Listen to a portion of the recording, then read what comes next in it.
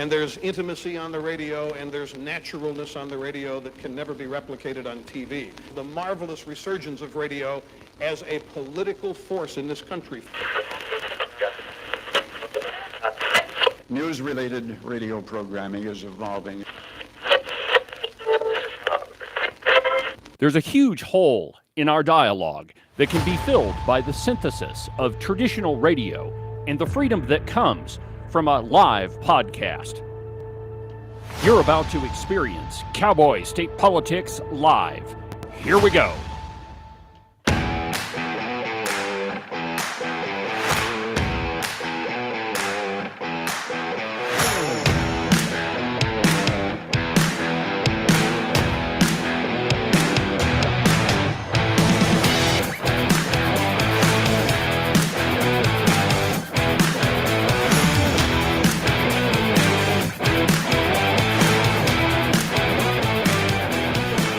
Good morning, my friends, and welcome to another fantastic installment of Cowboy State Politics Live. From very high above all the puerile and insipid and vapid bombastic twits in the Wyoming mainstream media, this is Cowboy State Politics. I, of course, am your illustrious host, David Iverson, firmly ensconced behind the silver Cowboy State Politics microphone and broadcasting to you from the base of the Bighorns. No, I'm not, and I keep saying that, from the depths of the Middle Swamp in Wyoming's capital of Cheyenne. Good morning, my friends, and welcome to the program. Happy Friday. You know, it must be that I just want to be back at the Cowboy State Politics headquarters back in Sheridan. But alas, I'm stuck in the Middle Swamp. And it's a good thing, too. There's a lot of stuff going on with the Redcoats, a lot of it that we're going to talk about today. Apparently, some of them think that they really are conservative Republicans. Oh, yes. Always trying to convince their constituents that they're something that they're really not. And all you have to do is look at their voting records to find out exactly who these people are. And we're going to do a lot of that today. But first, it's Open Line Friday.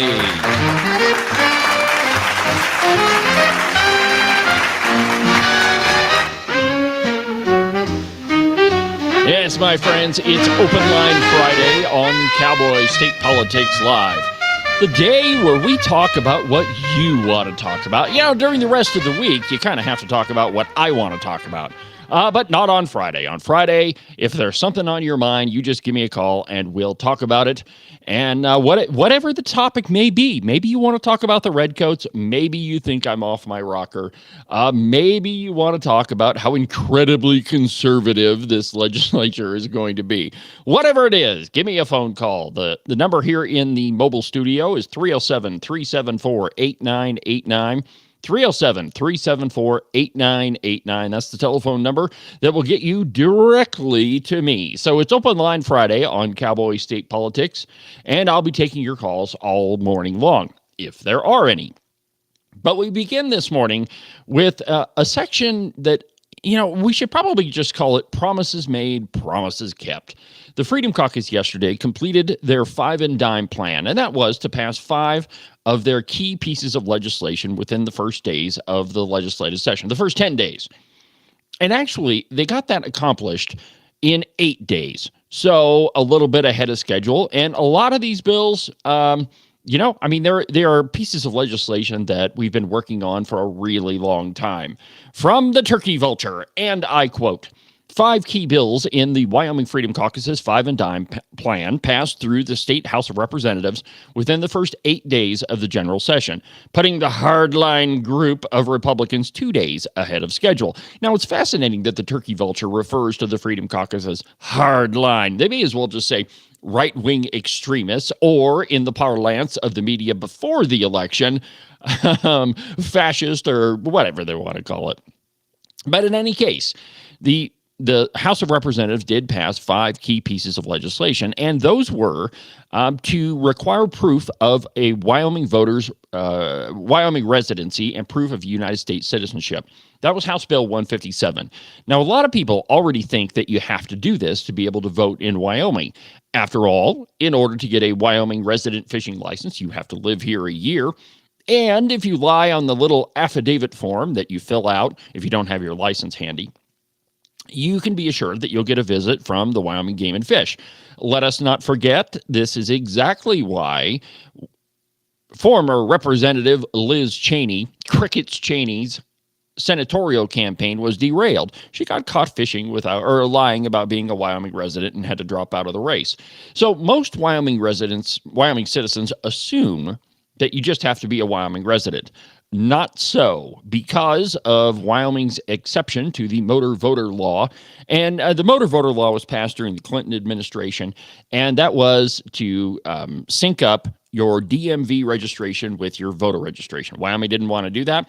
And so to get out of it, we instituted same-day registration. So you can pull up to the polls and register right at the polls. Well, and it just leads to a lot of assumptions that people just think that you have to be a Wyoming resident, but it's not true. And so now with House Bill 157, that's passed the House of Representatives and it's on to the Senate, you would have to be able to prove Wyoming residency and United States citizenship to be able to vote. House Bill 116 invalidated driver's licenses issued to those who entered the country illegally. Now, a lot of other states, they'll issue driver's licenses to just about anybody. And so Wyoming decided, or the House of Representatives anyhow, decided that we're not going to honor those driver's licenses. Now, we heard a lot on the floor of the House of Representatives yesterday, or day before yesterday, that, well, you can't really do that. You know, you have to, and this was Landon Brown. By the way, it's been 1,465 days since Landon Brown agreed to an interview on Cowboy state politics and then didn't show up. But anyway, old Landon got up to the podium and said, this is completely unconstitutional. We have to recognize the laws from other states. Unfortunately for our good pal Landon Brown, he forgot about some other laws that Wyoming doesn't recognize from other states, like, legalizing weed in Colorado, or the no speed limit in Montana when that was a law. There's a whole bunch of other things that different states don't recognize from other states. This would be no different. And so anyway, House Bill 116 passed. There was banning diversity, equity, and inclusion programs in higher education, House Bill 147. This is one that the legislature has been working on for quite some time. In last year's session, there were a number of measures that were passed. One of them was kind of half vetoed by the governor. But House Bill 147 would completely do away with any diversity, equity, and inclusion programs in higher education. And the interesting thing about this bill is it doesn't just relate to those 3 terms. It says pretty much any bill that kind of relates to DEI is not going to be allowed in Wyoming education. There was the anti-ESG bill. Now, this one caused a lot of consternation across the state of Wyoming. The Wyoming media convinced people that it was going to cost the state $5 billion, when in reality, this anti-ESG bill just codifies the policies and practices of the state treasurer's office that we've been working off of since last year. So really, there's no change to this one. It just says that as far as our investments go, we have to focus on whatever's going to give us the highest rate of return. It can't have any influences from the left or the right. And this is just a lot of fear-mongering that's been happening in the Wyoming press. Wyopile had a big article that it's going to cost the state $5 billion. The Buffalo Bullcrap had a big article in it on this past Wednesday, how we're all going to go broke. None of that is true at all. And so anyway, House Bill 80, that one passed. And then the last one, and it is, let's see here. Yeah, I think that was it. The bills passed through the House committees and the House floor with little to no amendments. House Bill 169 had the highest volume of proposed amendments, but that's not unusual since it was a property tax bill. Now, that one, I've got some sound bites that I'm going to play for you later on in the program.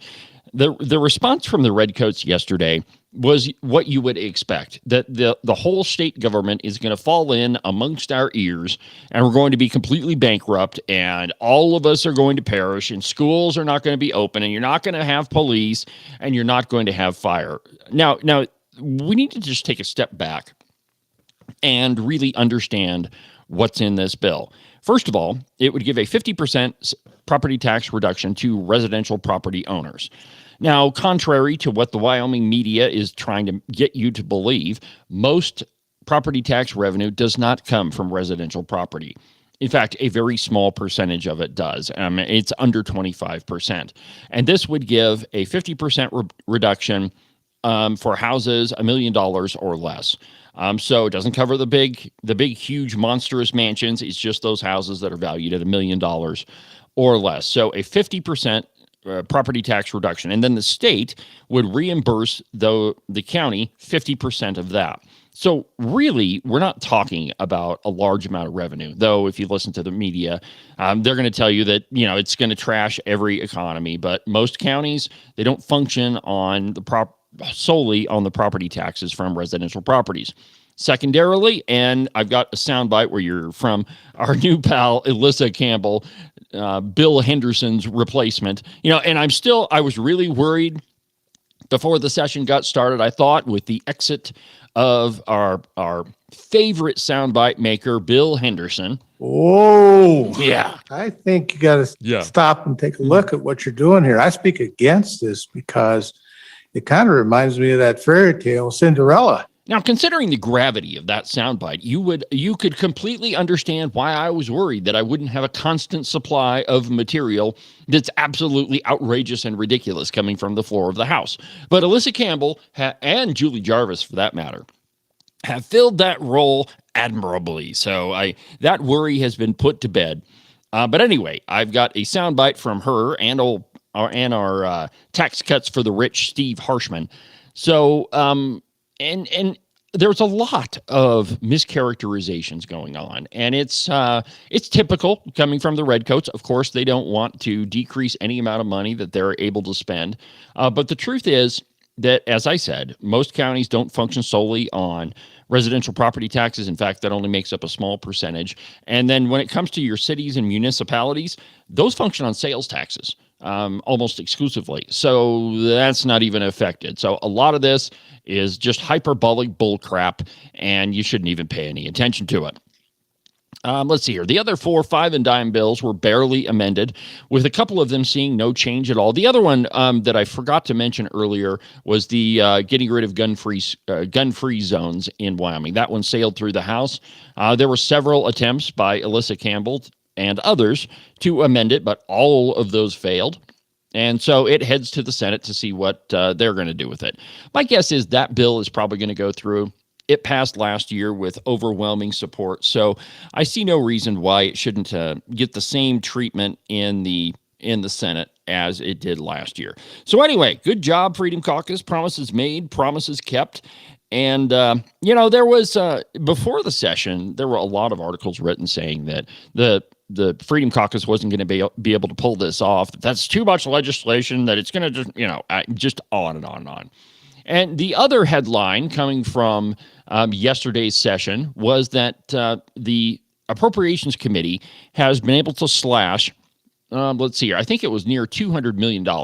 According to the Cowboy, Leo Trotsky-Wolfson, Freedom Caucus making good on promises of cuts and has slashed $195 million from the governor's budget. That's because the governor included a whole bunch of stuff that wasn't emergencies, and they weren't absolutely necessary, and they weren't unforeseen circumstances. It was just wishful thinking on behalf of the governor and all of the agencies. My guess is our good governor just told the agencies to throw everything against the wall and to see what sticks. One of those was $36 million for a shooting range at the Law Enforcement Academy in Douglas.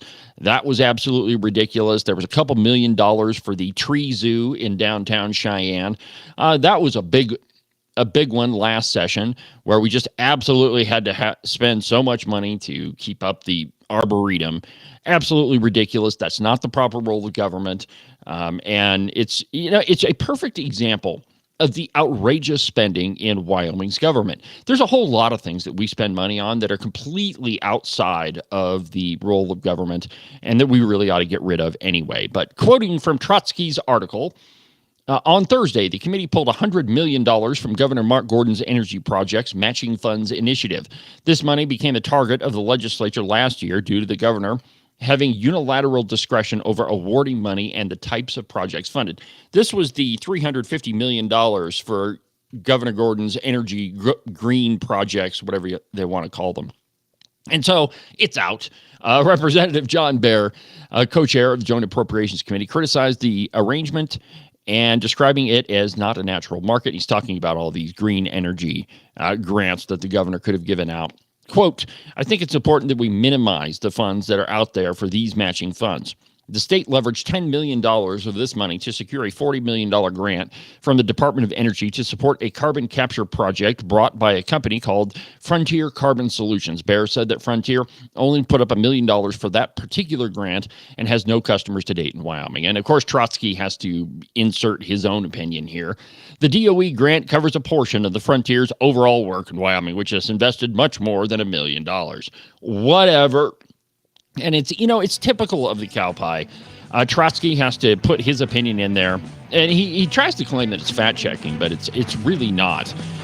Anyway, when we come back, more from the Wyoming legislature. There's a ton that happened yesterday, and we're going to get to all of it, well, as much as we possibly can, on Open Line Friday on Cowboy State Politics Live. More in a minute.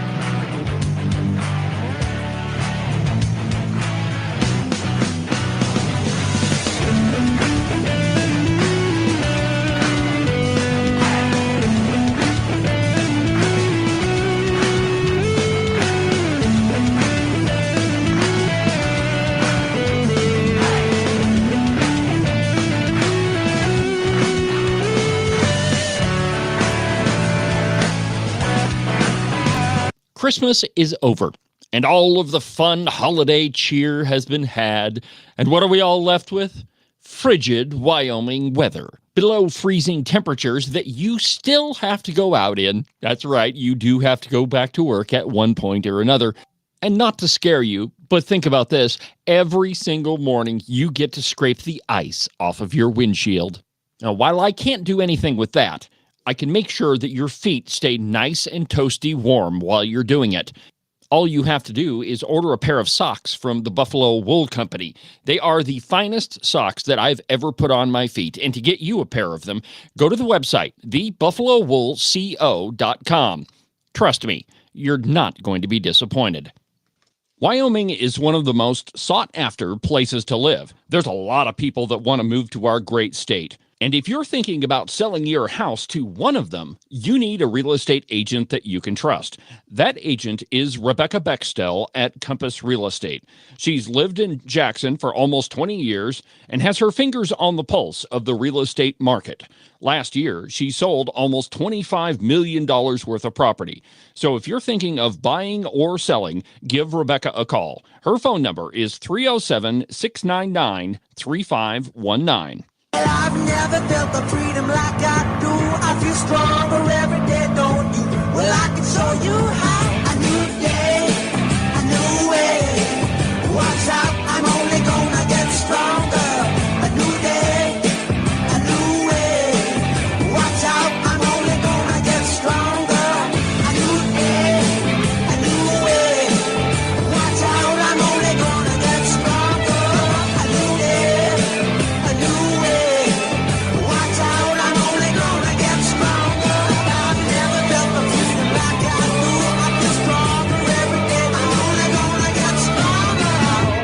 Open Line Friday on Cowboy State Politics Live. Wyoming's conservative voice, documented to be almost always right 98.97% of the time. That's right, my friends. I'm your host, David Iverson, on Cowboy State Politics Live. Before the break, and by the way, it's Open Line Friday, and if you want to be part of the show, the phone number here to reach me in the Middle Swamp is 307-374-8989. Go ahead and give me a call if there's something on your mind that you want to talk about. 307-374-8989. Now, before the break, I was telling you about the five and dime plan that passed out of the House of Representatives, and now it's headed towards the Senate. Now, of course, Tara Nethercott, the new majority floor leader, who has been a redcoat her entire career, weighed in. And according to, and I think this one's in the Turkey Vulture. Here's what Nethercott said about all those bills. According to Senate leaders, let's hear. Nethercott also noted a majority of the House members are freshman lawmakers. Quote, I'm concerned with the level of freshman House members, Nethercott said. Certainly, learning that skill set takes a little time. Nethercott said she feels the weight of some of those House bills coming over and the work that may be required. An amended bill, Nethercott said, does not mean something is wrong with it, but instead it means the legislation is going through the process to better serve the people.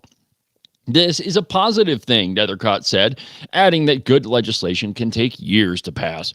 Every bill needs review, and every bill likely needs work, Nethercott said. Most bills actually should be amended and require debate in order to create thoughtful, lawful legislation that does what it is intended to do.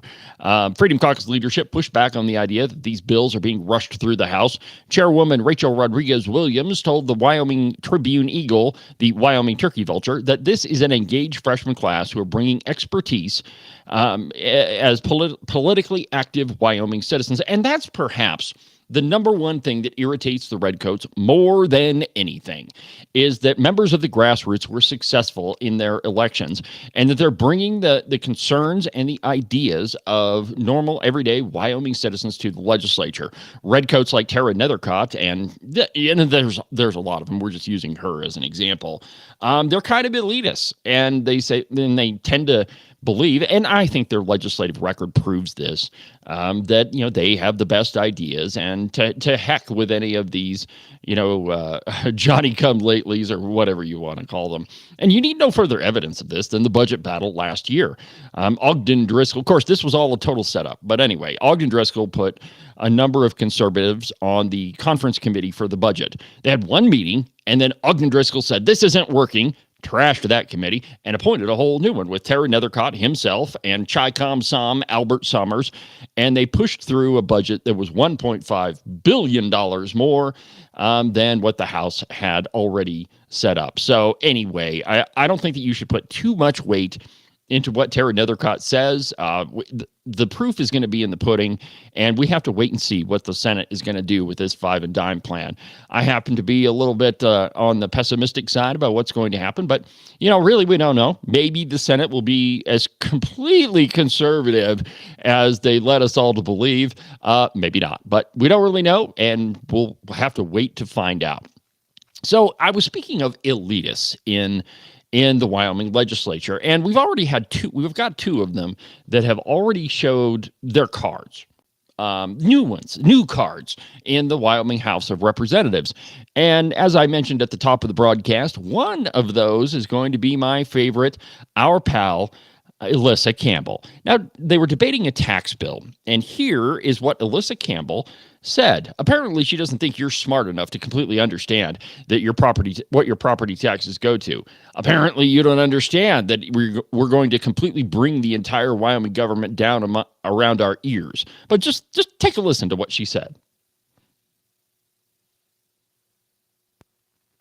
Previous presenters, I absolutely support doing the people's work. And I think the challenge with that is the number of our constituents that don't understand you're just too stupid. how property taxes relate to our cities, our counties, our school districts. They don't understand that connection.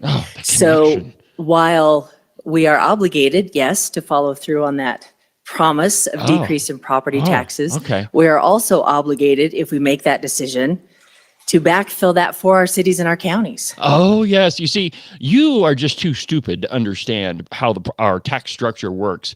And you just really have no understanding, and you just have to leave it to us. Alyssa Campbell. By the way, it was Alyssa Campbell that proposed, I don't know how many amendments on the House Bill 172, the ban of gun-free zones in Wyoming. I think it was yesterday on the program, I played a long list of sound bites from Alyssa Campbell. How, you really don't have rights, to carry a gun anywhere you want, and she has to restrict it all. But according to Alyssa Campbell, you're just too stupid. And you just can't understand it. Now, here's another one, another favorite of the program, Julie Jarvis. This one about made me, oh man, I about came out of my chair when I heard this. Listen to it. As a conservative Republican, what? I do believe that we need to look seriously. Oh, Julie Jarvis, the conservative Republican. Of course, her voting record is she votes with the Democrats more than Carly Provenza does. And Carly Provenza is a Democrat. The truth is that Julie Jarvis is not a conservative Republican, and her votes thus far into the session. We're only 25% of the way through with this legislative session, but she has proved herself to be an absolute redcoat. Now, here is the rest of the soundbite from, I'm a conservative Republican. This one's fascinating because she gets 2 points of order in the same speech, and it is, it's pretty interesting. Let's listen to it, and then I'll explain it. As a conservative Republican, I do believe that we need to look seriously at property. What's your Representative Wasserberger? Please wait to be acknowledged. Representative Wasserberger. Ladies and gentlemen, I've heard the term several times yesterday, conservative Republican. Guys, we have people that are representing from other parties and other affiliations. Please be respectful of the terms you're using. Thank you. Okay, hold on. Thank you. Just a second right there. We'll just hold on. Now, Wasserberger is a conservative. I mean, he's one of the younger members of the House of Representatives. But what he was doing there is trying to prevent people like Julie Jarvis from claiming that they are something that they are not. And on the floor of the House, they have some interesting rules. You can't mention proper names, shouldn't refer to political parties on the floor of the House. And so that's why he was objecting to that. But it gets better. And let's just listen to the rest of it. Representative Jarvis, please proceed. I am for, and I've heard my community loud and clear that they do feel that property taxes are too high. And I do believe that we were elected to address that issue. I'm not for this amendment, but I am not for this bill. Of course you're not, because you're why I'm not for this amendment, or I'm against the bill, is 50% property tax cut. When you look at the organizations and the institutions and the cities and the counties that benefit from property tax directly, when you cut 50% and you backfill 25%. Okay, I've never professed. Okay, stop. All right, it is not 25%, and the math here just really irritates me. So there is a 50% tax cut for residential property that is valued at $1 million or less, and the state will reimburse 50% of that. So yes, I guess that you could say that is 25%, but really it is not cutting 50% of the revenue for counties and cities and towns. That's just not the case. Most counties don't get any more than a quarter of their revenue from residential property taxes. Most of it comes from oil and gas, companies, a whole bunch of different things, but a very small amount comes from residential property taxes. All right, let's continue. To be mathematically on the money, but I appreciate my good representative from the same place. Here we go, number 2. Representative. What is your point? We're debating the amendment, not the bill. Mm-hmm. Please stick to the amendment. It's the amendment. I was just talking about the money. Okay. But Address representatives now just for a moment. Let's just pull a woe here. Always address anything that you have to say to the chair first. I do not want to be any discussion back and forth between representatives. The point of order was directed to the chair. We acted on that point of order. Representative, I would remind you to please stick to the bill. You did reference specifically about your discussion and your decision on the bill. Please stick to the amendment. All addressing to the chair, ladies and gentlemen. Let's keep this under control. Okay, so Chip Nyman has had to admonish 2 representatives multiple times, and that's Alyssa Campbell and Julie Jarvis. And what happens is they think they have to justify their position when there's a point of order called. And in parliamentary procedure, when first of all, you address all of your comments to the chair. If there is a point of order, that is addressed to the chair. And the chair has to rule on the point of order before you get to continue. And the reason why I continue hammering on this point is it shows the elitism of some of the members of the House of Representatives, that somehow a point of order is completely illegitimate and they can talk it down. That's not how the House of Representatives works. Even though it may work in the school system, whatever Julie Jarvis says, it doesn't work in the House of Representatives. This has been pretty much a constant refrain for both Representative Campbell and Representative Jarvis. So anyway, I mean, you've got a couple of people in there that just think that they're elitists. I think it's very clear when you listen to what Alyssa Campbell and what Julie Jarvis says. And I mean, it just, I mean, that's the best way that I can explain it. There's really no substance to their arguments. Instead, that, we can't cut any spending. We have to continue spending. And if we cut anything, it's going to kill us all. Now, next, in Harshman, and you would expect that Harshman would get in on this conversation because, of course, he's the guy that says that all of these tax cuts are really just, they're just going to benefit the rich. Now, remember, this is from, let's see here, last year when they were talking about the 4% cap on the increases of residential property taxes. All right, and don't forget that Steve Harshman is the guy that said this. So what's happened in these states that have done caps, and some of them are wealthy states, but really who's benefited? The rich are going to benefit the most. They're going to benefit the most. Okay, so it's tax cuts for the rich. They're the ones that are going to benefit. Now, Harshman continued this theme yesterday, and it's the same sort of thing. They're talking about a similar bill, and the problem is, and Harshman's problem, rather, is that he doesn't really like the People's Initiative that is going to be on the ballot in 2 years.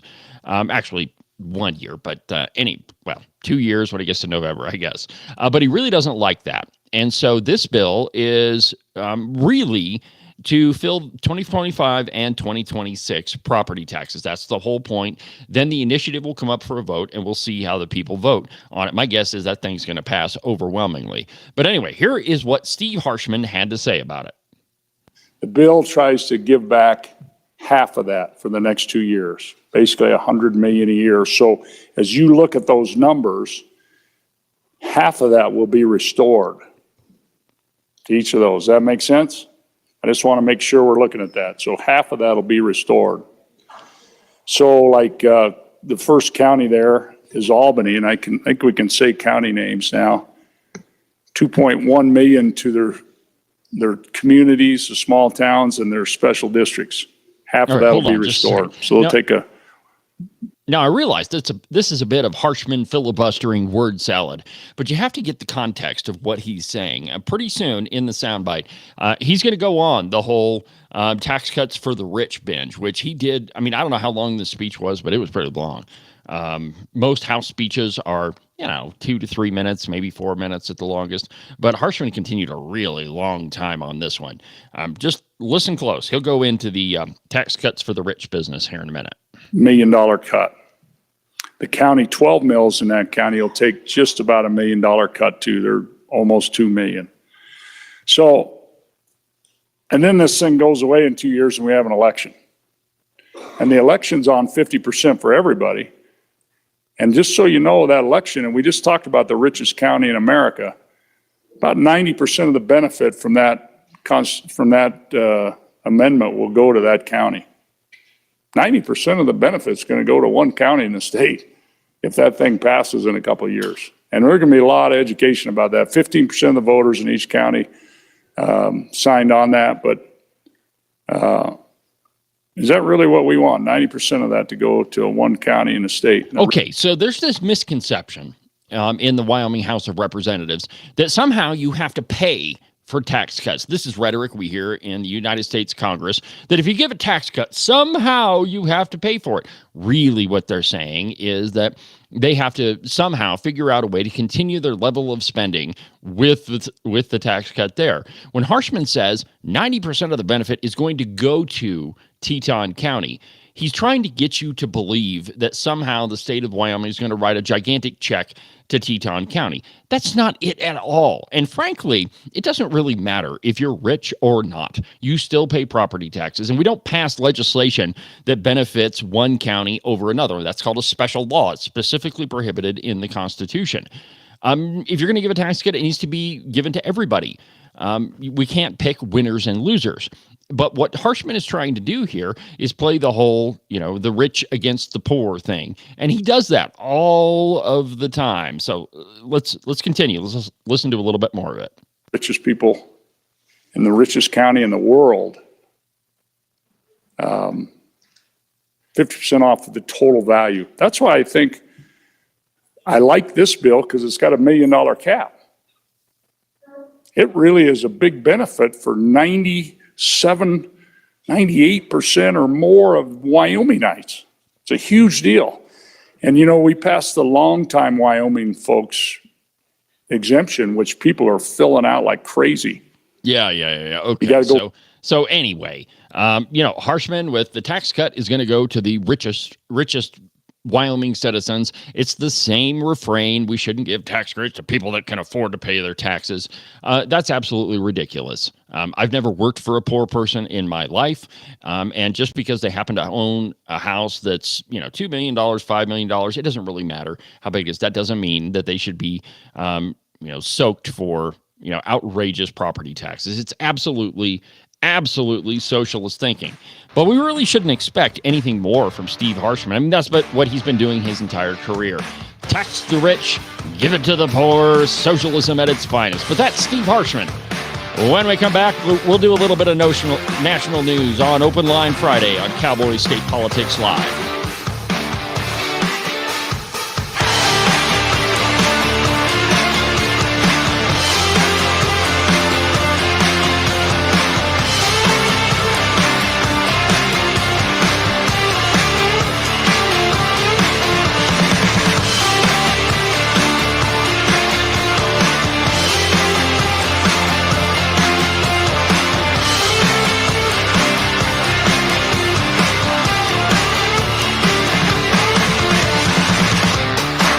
You can listen to Cowboy State Politics Live every Monday through Friday at 10 a.m. on the Independence Network. Make sure that you subscribe and follow the Cowboy State Politics podcast. You can do that from the website, cowboystatepolitics.com, or anywhere that you get your podcasts. That way, you'll make sure that you won't miss a single episode of Cowboy State Politics. Cowboy State Politics is sponsored by FreedomGoldUSA.com. They are the working man's gold company. The economy is in turmoil. The stock market pretty much is out of control, and you never know what's going to happen with your finances or your income. One way that you can shore up everything is by investing in gold and silver. Go to freedomgoldusa.com/David for a free interview to discuss your options and find out if gold or silver is right for you. One more time, that's freedomgoldusa.com/David.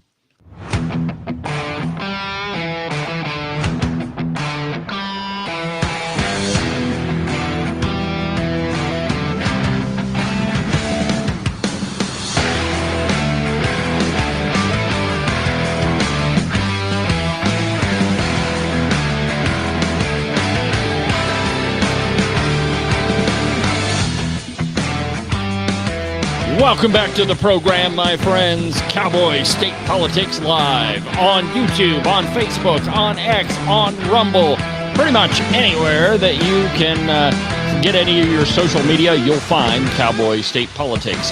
This is Wyoming's most listened to conservative program. Welcome back to the show, my friends. Cowboy State Politics Live, and I, of course, am your host, David Iverson, Wyoming's conservative voice. Now, before the break, we were talking about Steve Harshman and his ridiculous tax cuts for the rich rhetoric. But a lot of that is, and it's funny because Steve Harshman accuses conservatives all the time of listening to the national media and the national talking points, but he fails to realize that it is he who actually listens to that stuff. That it's always, and right after the inauguration, we heard a lot of this whole, the Trump tax cuts are only going to affect the richest 1% and all. I mean, the common refrain. And so for Steve Harshman to, even suggest this is absolutely ridiculous. Well, if you thought that the Trump's inauguration was going to change anything in Washington, D.C., change the rhetoric from what the Redcoats have been saying all along and the Democrats, you are sadly mistaken. In fact, Adam Schiff, who would have guessed that Adam Schiff would be one of the first people? But from Breitbart yesterday, Senator Adam Schiff said Wednesday on PMS NBC's The Last Word with Lawrence O'Donnell that Trump doesn't give a rat's what about law enforcement. Schiff said these people he just pardoned were beating police officers within an inch of their life. They were bear spraying them. They were gouging them. They were hitting them with baseball bats and hockey sticks. These are the people that Donald Trump just pardoned. So one thing is abundantly clear. He doesn't give a rat's beep about law enforcement. That much is clear. Listen to Adam Schiff say it himself. These people he just pardoned were beating police officers within an inch of their life. They were bear spraying them. They were gouging them. Were hitting them with baseball bats and hockey sticks. These are the people Donald Trump just pardoned. So one thing is abundantly clear. He doesn't give a rat's ass about law enforcement. That much is clear. So if you thought that the Trump's second administration was going to be any different, from the Democrats' perspective anyway, than the first one, you are sadly mistaken. The Democrats really don't know what to do with this election. It has been a really long time since Republicans won the popular vote and the Electoral College at the same time. So their main narrative, they've been put back on their heels simply because none of their talking points are going to work anymore. They can't say that he's an illegitimate president. They can't say that the election wasn't absolutely legitimate. They really can't say, at least honestly, that Trump doesn't have a mandate. And so they have to go back to their original talking points that Republicans are evil, that they hate police, that they hate poor people. But this is just one example of what you're going to hear from the mainstream media. However, there are other representatives in Congress that are going along with Trump's agenda. And if you thought that the Republicans weren't just going to stomp on the gas, you're sadly mistaken. They've got a mandate and they should absolutely use it. Now, one of the laws that I've been really critical about on Cowboy state politics is the FACE Act. Now, the FACE Act is the one that says that you can't prevent anybody from accessing an abortion clinic. It's also the law that has been used to prosecute a lot of different people for singing hymns outside of an abortion clinic, of praying outside of an abortion clinic. There was one lady, and I can't remember her name, but she was sentenced to 30 years for just singing a hymn outside of an abortion clinic. Well, Representative Chip Roy has reintroduced a bill to repeal the FACE Act. And I quote from Breitbart yesterday, Representative Chip Roy reintroduced a bill on Tuesday that would repeal a law former President Joe Biden's Department of Justice used to put pro-life advocates in prison. The FACE Act repeal of 2025 would get rid of the Freedom of Access to Clinic Entrances, or FACE, a law passed in 1994 which prohibits violent, threatening, damaging, or obstructive conduct intended to injure, intimidate, or interfere with the right to seek, obtain, provide reproductive health services. That's a quotation from the FACE Act. The act was written to equally protect abortion clinics, pro-life pregnancy resource centers, and churches. However, 97% of FACE Act cases since the law's inception have been against pro-life advocates. Quote, Americans just spent the last 4 years targeted by a weaponized justice system. The FACE Act was one of the primary weapons of abuse, being used to politically target, arrest, and jail pro-life Americans for speaking out and standing up for life, Roy said in a statement. While President Trump and his team are already fast at work reversing the damage of the January 6th political prosecutions and persecutions through pardons and commutations, I am hopeful that those targeted under the FACE Act will be given similar relief. But importantly, we in Congress need to do our part to eliminate the laws used for the weaponization, including the FACE Act. And just on FACE, No pun intended. This law is absurd. Now, you can't prevent anybody from entering any building. I mean, it's we already have laws about that. But one that specifically relates to abortion clinics and that has been used to demonize, to persecute, as Chip Royd said, the people that just want to make those aware. Now, there's a bill in the Wyoming legislature right now that would say that if you're going to get a chemical abortion, that you have to get an ultrasound first. Probably some members in Congress would view that as a violation of the FACE Act, saying that you have to go through get an ultrasound first. But there's been a lot of studies that have shown that if a would-be mother gets an ultrasound before an abortion, that it is highly likely that they won't go through with it. That's why that bill is up. And in Wyoming, we had Melissa Owens and Jackson just strike down Wyoming's abortion bans in an absurd opinion, by the way, that abortion is health care. So as Republicans, as conservatives, we have to stand up for life. That is it's number one on the Republican Party platform. It ought to be number one on the agenda of every conservative, that we protect as many babies as possible. Oh, by the way, did you see where the president of Planned Parenthood died on Inauguration Day? She had been responsible for the deaths of 4 million babies. I can't even imagine what her afterlife is like, but absolutely amazing. And I mean, I guess people get what they deserve, and at least they should. When we come back from the break, we're going to talk about California and the wildfires and how they have been for a long time using Wyoming's resources. But if they're not going to use them to fight fire, why should we continue to give them to them? There's an article in Breitbart. We're going to talk about it next.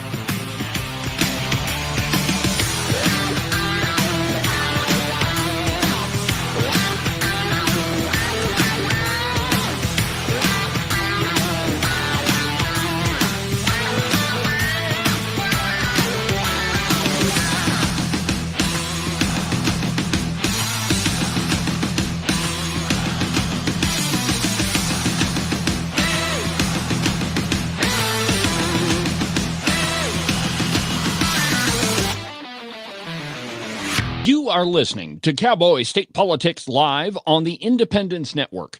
You're not going to find a better source of news, information, and entertainment than right here on the Independence Network. Now, we're making a few changes, moving a couple things around, out with the old and in with the new, and that whole spiel. Of course, you could listen to my program, The Ramble Room with Ken Pendergraft, Locked and Loaded with the good Representative Tony Locke from Casper. There's a whole bunch more coming on the Independence Network. Also, don't forget to check out the articles section at the website, independencenetwork.us. It's loaded with op-eds, commentary, and news from all around the Cowboy State. You can listen to the Cowboy State Politics podcast anywhere that you get your podcasts. iHeartRadio, iTunes, TuneIn, really any of them will work. But the easiest place is just to go to the website, cowboystatepolitics.com. There you can find all of the shows, as well as any of the articles that I might bring up during the course of a program. That way, if your name is Joe Biden and you can't remember if you had your pudding today, well, I probably can't help you with that, but I can definitely tell you why you should have never ran for president. And now, back to our program.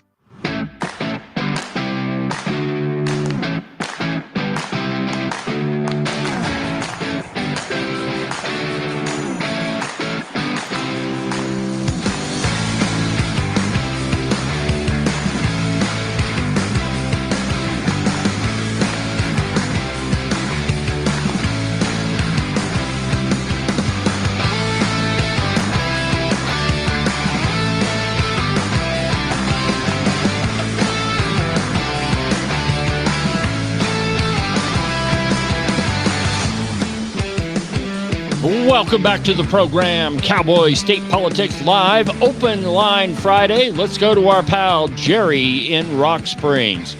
Jerry, welcome to the program. Hey, good morning. How's it going down in Rock Springs today, my friend? It's doing pretty good. It's about 30 degrees warmer than it was a few days ago at this time. Oh, man, it has been absolutely frigid down here in the middle swamp. Well, that's why I keep those Californians out, though. Very true, very true. So what do you think about the session so Even far, though Jerry? I grew up in California, too, though. Harshman, I hope everybody has heard what he has to say, because he must think we are all stupid. He does. I don't agree with everything that happens in Teton, but they are citizens. They are my neighbors.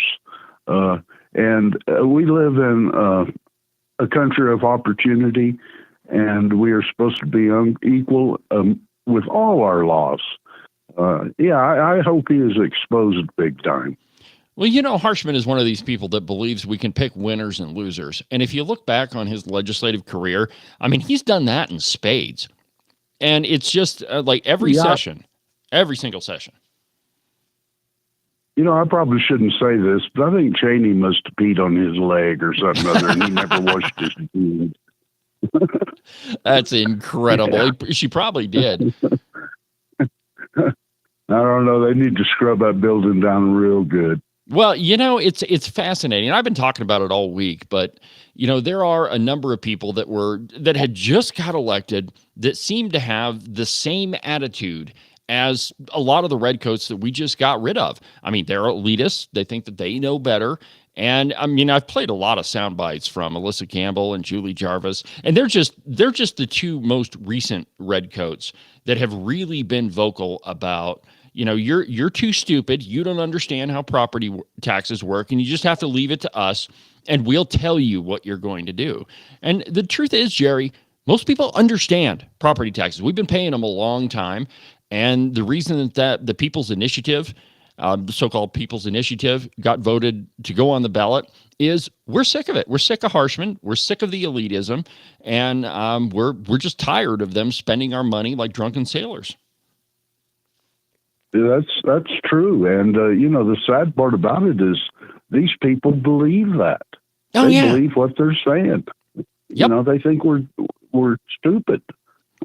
Well, and I think that's kind of why I like the tax bill that was brought up yesterday, because there's a lot of representatives that they see the handwriting on the wall, and they know that they better figure something out. And even if it's for just 2 years, 2025 and 2026, which is what that bill was yesterday. But because when that initiative hits the ballot, I think it's going to pass overwhelmingly. And then what are they going to do? Yeah. And I think the 2-year deal is good. It's going to expose, the benefits of it. Absolutely. And the reality is that we don't get most of our tax revenue from residential property. Most of it comes from, industrial sources, oil and gas, those types of things. But only a very small percentage of it comes from residential property taxes, unless you're in Teton County. And the truth is that Teton County, their property taxes fund a lot of the stuff that happens in Wyoming. And, I absolutely see no reason why any of us should listen to anything that Harshman has to say. No, I get sick of hearing him. Maybe he'll be gone. Is he up for election in 26? Oh, yeah, everybody in the House is every 2 years. We got to get somebody to run against him, though. He ran unopposed in the last election. Yeah. Well, that's Jerry, the bad part about it. Yeah, well, Jerry, thanks for the call. You have a good weekend, and we'll talk to you on Monday. All right, and God bless our republic. God bless our republic. Thanks to Jerry for calling in. If you want to call in and be part of the program, the phone number here in the studio is 307-374-8989, 307-374-8989, Open Line Friday on Cowboy State Politics Live. We've got about 8 minutes left in the program, so if you want to talk about something, you still have some time to call in. So I referenced, a comment, really, by President Trump, in which he said that California shouldn't get disaster money until they change their water policies. And that was the big problem with all these California wildfires. They just didn't pay any attention to prevention, and they never have. It is not normal for there to be massive wildfires every single year. Not filling of the reservoirs, not making sure that the fire hydrants had water. I mean, all of that it is absolutely the fault of the government there.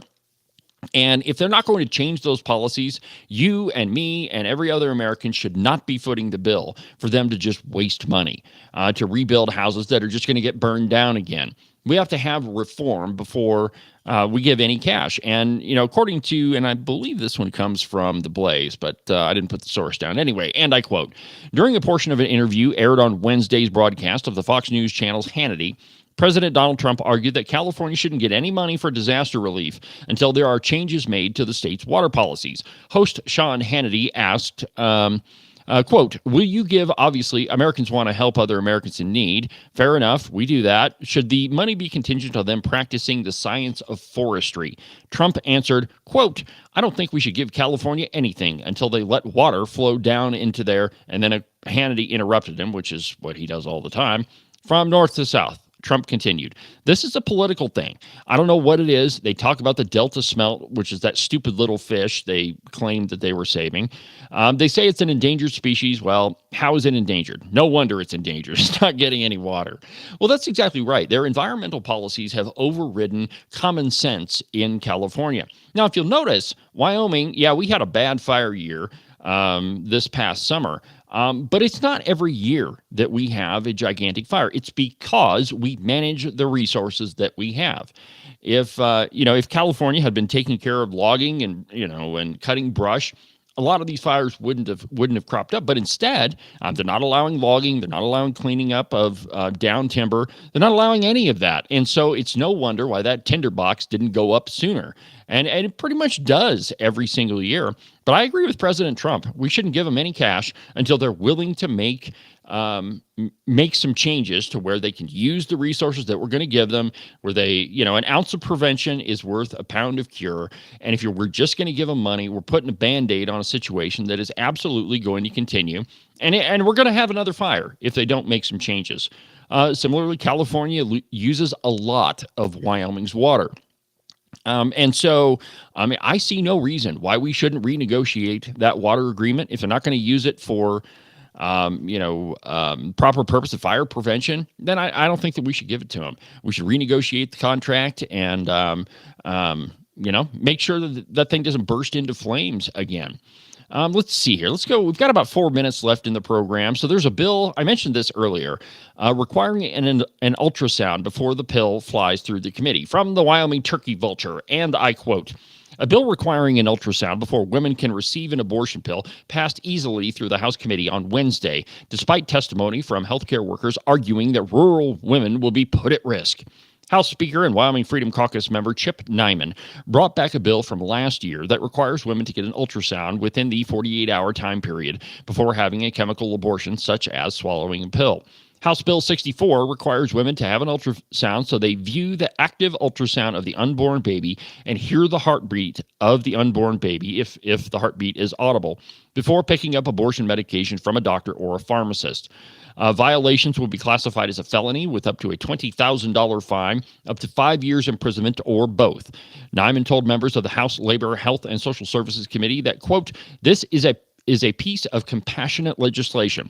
Compassion of the chance to be able to hear that heartbeat and to be able to know that that baby is real, Nyman said on Wednesday. And this is what abortion advocates do all the time. In order to get their legislation pushed through, they have to dehumanize baby. That's why you hear a lot of these abortion activists refer to an unborn baby as a fetus. They use clinical terms, and so that it allows us to divest the humanity away from the act. The truth is, you're killing a baby. And I've made this argument a lot of times. There are only three things that are required for human life, and that is cell division, that you can convert energy into food, and that you have response to stimuli. That's it. That's all that's required for life. If you open up any biology textbook, that's what it says. And so we have to stop dehumanizing unborn babies. When we use language like fetus or God forbid, something even less, it allows us to take the humanity out of it, and then we can do some really horrible things like support abortion. So hopefully I have no doubt that this bill will sail through the House of Representatives. I haven't looked at the list today. Maybe it's up on the floor today. But I have no doubt that it'll pass the House. The question is, will it get through the Senate? And again, there's a lot of questions that remain about what's going to happen in the Wyoming Senate. I have little confidence that they'll be half as conservative as the House of Representatives. But we're just going to have to wait and see. Well, we've only got about a minute left in the show. Don't forget about Weekend Update tomorrow on the podcast. I'm going to do kind of a review of everything that's been going on. We're going to have lots of sound bites, and I'll get you ready for the weekend. So make sure that you don't miss the podcast. By the way, you should subscribe and follow the show. The way that you can do that is from the website, cowboystatepolitics.com, or anywhere that you get your podcasts. That way that you don't miss a minute of the show. Well, make sure that you have a good weekend. For now, from the base of the Bighorns at the Cowboy State Politics Studio, and we're not at the base of the Bighorns anymore. I just want to be there, but from the Middle Swamp, I'm David Iverson. This is Cowboy State Politics. Have a good weekend.